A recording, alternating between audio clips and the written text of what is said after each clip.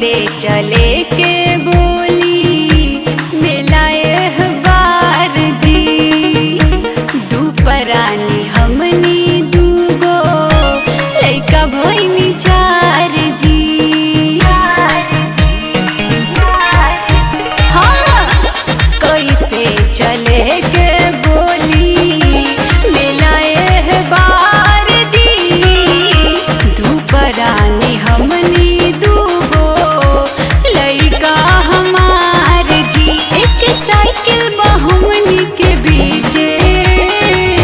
बाग पगली सब मुश्किल के समाधान हमारा लगे बा। हम बड़ा के धान पिला के तू लेके छोटा के बैठा पीछे।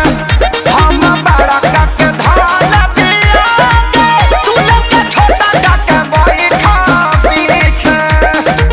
प्रेम से बोलिए बकोरा पुरवाली मैया की।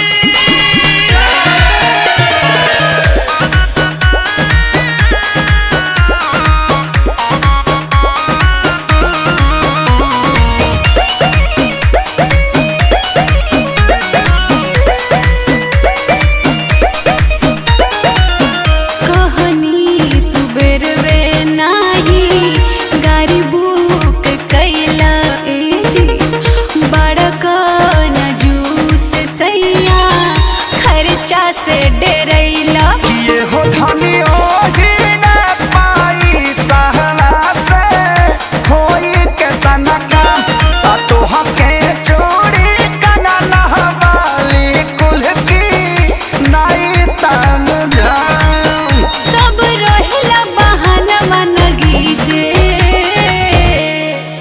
तो हम बड़ा के धान पिया के तू लेके छोटा के बैठ